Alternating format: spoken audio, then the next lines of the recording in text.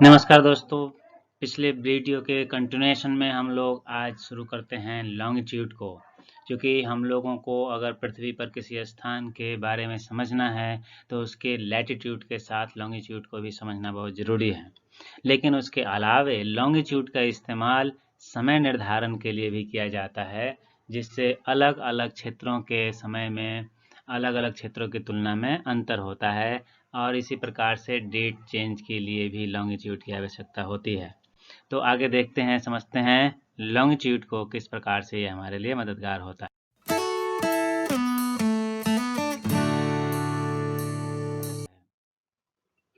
Longitude को आप देख सकते हैं कि ये पोल से पोल को मिलाने वाली रेखा है।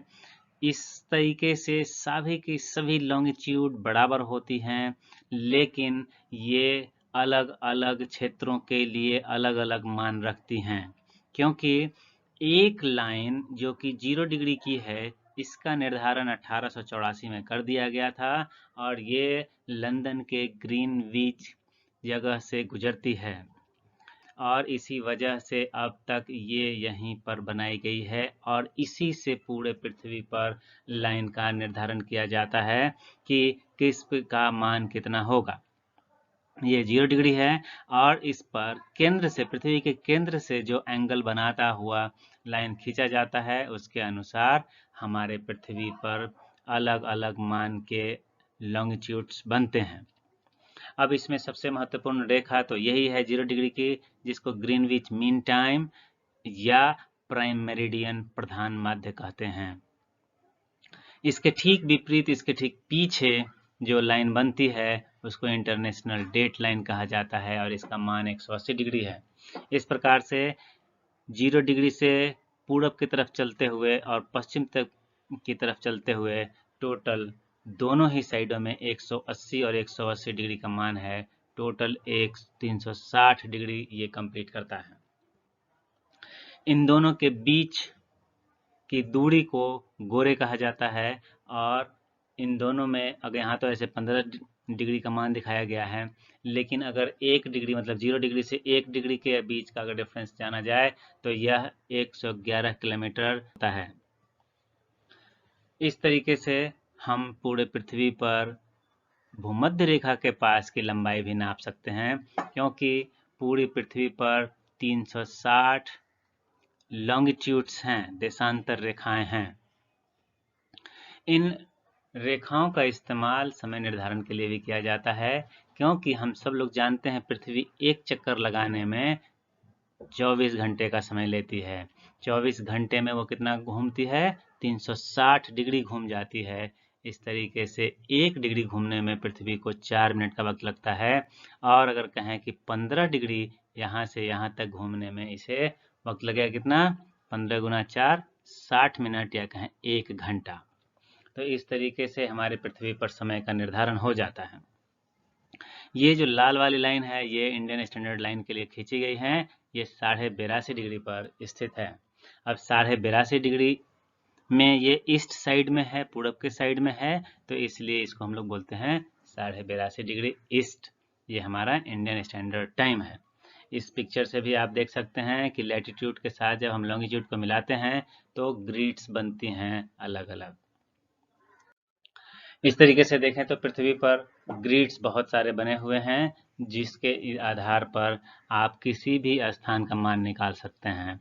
अगर हमें मान निकालना हो, मान लीजिए इस पॉइंट पर, तो हम ये कह सकते हैं कि ये 15 डिग्री साउथ लैटिट्यूड में है और 15 डिग्री वेस्ट लॉन्गिट्यूड पर है।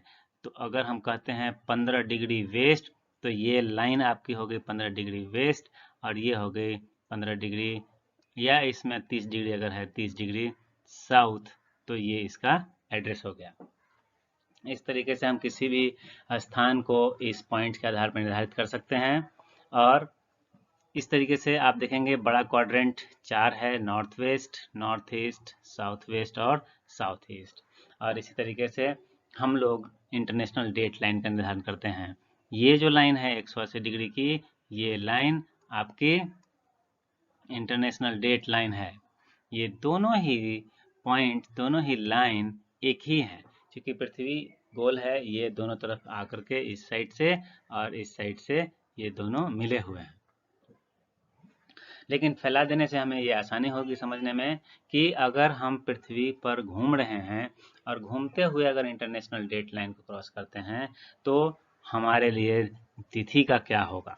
इसको समझने के लिए इसको देखते हैं। यहाँ ये जो लाइन है ये आपकी 180 डिग्री की लाइन है, ये इंटरनेशनल डेट लाइन है। ये जो लाइन बनी हुई है ये इंटरनेशनल डेट लाइन की है। इसके ठीक आगे इस पॉइंट पर आपका 0 डिग्री का मान है। अभी के समय में 12 यहाँ बज रहा है, मतलब सूरज की स्थिति ठीक इसके सामने है। तो 12 जब यहाँ बज रहा है तो ठीक रात के 12 बज रहे होंगे यहाँ पे, मिडनाइट। मतलब इस पॉइंट पर अभी अभी एक नई तारीख बन रही है। मतलब ये जो दिन जा रहा है, तारीख का नया तारीख जो जा रहा है वो अभी इस पॉइंट तक है। इसके बाद की स्थिति को अगर हम देखें तो अभी तो यहाँ पुरानी तारीख ही है। तो ये पिंक वाली जो जगह यहाँ से यहाँ तक आपको दिख रही है ये सब पुरानी तारीख की है, जबकि यहाँ से यहाँ तक जो चीज़ आप देख रहे हैं ये ब्लू लाइन में ये सब क्या है, नई तारीख है। तो पृथ्वी पर एक ही समय में 2 तारीख होती है, एक ये नई वाली और ये एक पुरानी वाली। तो अगर मान लीजिए ब्लू अगर ट्यूसडे है, मतलब एक दिन आगे है, नई तारीख है, तो पिंक क्या होगा, ये मंडे होगा। तो मंडे धीरे धीरे सिमट रहा है, खत्म हो रहा है, पृथ्वी आगे की तरफ घूमेगी और मिडनाइट का एरिया आगे धीरे धीरे बढ़ता चला जाएगा, बढ़ता चला जाएगा और फाइनली यहाँ आकर के मिडनाइट खत्म हो जाएगा। और इसी प्रकार से मंडे की तारीख भी समाप्त हो जाएगी। तो एक पल के लिए इस पॉइंट पर जब नई तारीख बनने के लिए शुरुआत होनी है उस वक्त पूरे पृथ्वी पर एक तारीख होगी, उसके दूसरे ही पल में यहाँ पर एक नई तारीख बन जाएगी और बाकी ये सब पुरानी तारीख रहेंगे। तो इस प्रकार से एक ही समय में पृथ्वी पर 2 तारीख होती है और इसका निर्धारण आपके इंटरनेशनल डेट लाइन से होता है। अब इस चीज को ये समझें कि अगर कोई व्यक्ति एक सफर कर रहा है और वो एक स्थान से दूसरे स्थान पर जाता है, चाहे इधर से इधर या इधर से इधर, तो उसके स्थान परिवर्तन से उसके तारीख में क्या अंतर होगा। अब ये स्थान से अगर इधर की तरफ चल रहा है तो ये क्या है, क्लॉकवाइज है, मतलब पृथ्वी की दिशा में विपरीत। तो ये कैसे चलेगा, ये पूरब से पश्चिम की तरफ चलेगा। पूरब की तरफ पश्चिम के पूरब से पश्चिम की तरफ चलते हुए जब वो इस लाइन को क्रॉस करेगा तो क्या होगा, वो पुरानी तारीख से नई तारीख में आ जाएगा। यहाँ पर अगर मंडे है तो यहाँ वो ट्यूसडे में आ जाएगा, अगर यहाँ 20 तारीख है तो यहाँ वो 21 तारीख में आ जाएगा। तो इस तरीके से उसे अपने एक तारीख को बढ़ाना पड़ेगा, उसके समय को 24 घंटे से उसे बढ़ाना पड़ेगा। और अगर वो उल्टा इस दिशा में क्रॉस करता है, मतलब पूरब की तरफ चलता है, यहाँ से इधर चलेंगे तो किधर चलेंगे, पूरब की तरफ, यहाँ से इधर चलेंगे तो किधर चलेंगे, पूरब की तरफ। ये पश्चिम से पूरब की ओर चलना है, ये पश्चिम से पूरब की ओर चलना है। तो जैसे जैसे हम पश्चिम से पूरब की ओर चलेंगे और इस लाइन को क्रॉस कर जाएंगे तब हमारे तिथि को एक दिन से कम करना पड़ेगा। यहाँ पर 21 तारीख था, अब उसको 20 तारीख लेना पड़ेगा और अपना दिन जो है ट्यूसडे से मंडे कर लेना पड़ेगा। तो इस तरीके से हम यहाँ पर निर्धारित करते हैं कि कौन सा व्यक्ति कब अपने तिथि में परिवर्तन किस प्रकार से करेगा, वो ऐड करेगा या सब्सट्रैक्ट करेगा। तो इस प्रकार से इस लॉन्गिट्यूड का ये काम भी आप समझ गए होंगे। अब अगर हम देखें एक और क्षेत्र जिसमें कि हम लॉन्गिट्यूड का इस्तेमाल करते हैं, हर देश अपने अपने देश में समय का निर्धारण इस प्रकार से करते हैं कि सभी लोग सही तरीके से दिन के उजाले का इस्तेमाल कर पाएं। इस तरीके से अगर हम पृथ्वी पर एक एक घंटे के हिसाब से पूरे क्षेत्र को बांटें तो ये 24 घंटे में डिवाइड हो जाएगा। अब इसमें हमारा जो स्टैंडर्ड टाइम है वो लगभग ये है यहाँ पे। तो इस तरीके से हमने क्या रखा हुआ है, हमारा मान समय के हिसाब से 5.5 घंटा प्लस है, आगे है। क्यों, क्योंकि हम ग्रीनविच मीन टाइम से आगे हैं। हमारे यहाँ सूर्योदय लंदन में सूर्योदय होने से पहले होता है। तो जितना पहले होता है उतना हमने अपने स्टैंडर्ड टाइम में जोड़ा है। या कहें कि अगर हमने एक लाइन बनाई कि हमारा 82.5 डिग्री स्टैंडर्ड होगा, तो इसके हिसाब से हमने अपने समय को सही कर लिया। 82.5 डिग्री हम लोग किधर हैं? ईस्ट में हैं। तो जब ईस्ट में है तो हमारे यहाँ सूर्योदय पहले हो रहा है, तो 82.5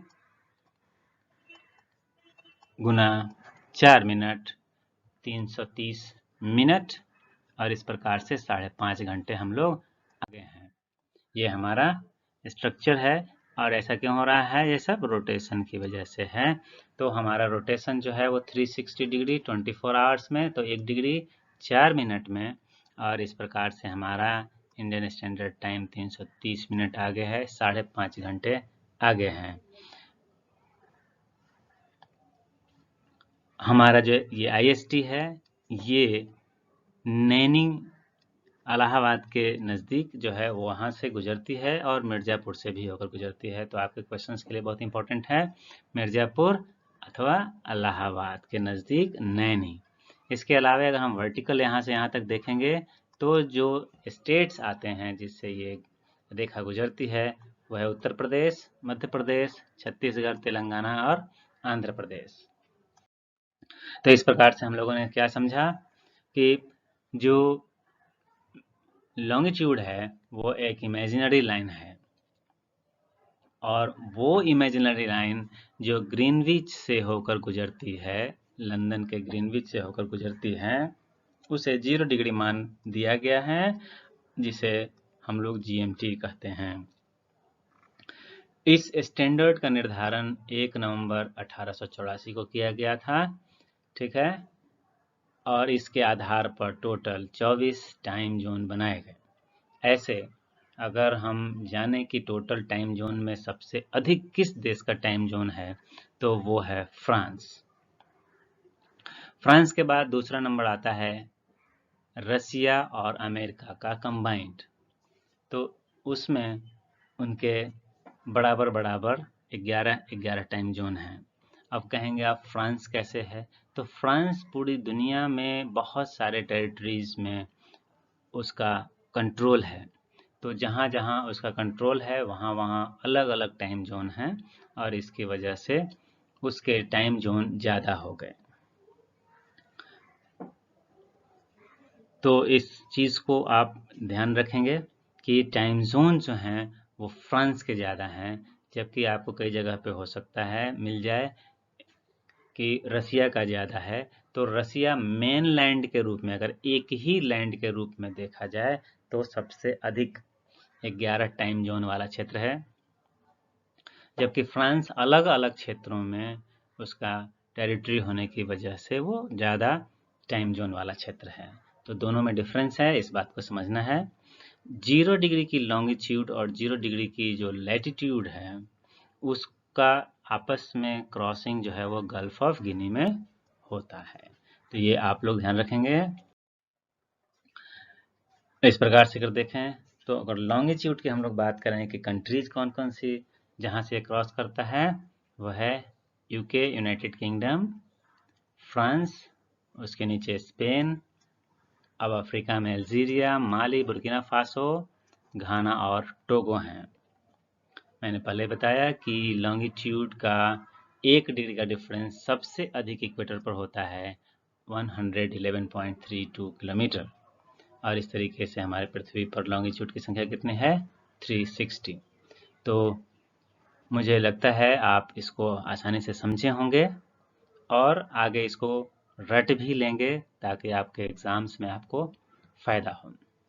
अगर आपको ये वीडियो पसंद आया हो तो इसे लाइक करें, अपने दोस्तों में शेयर करें, और अगली वीडियो पाने के लिए हमारा चैनल सब्सक्राइब करें। धन्यवाद।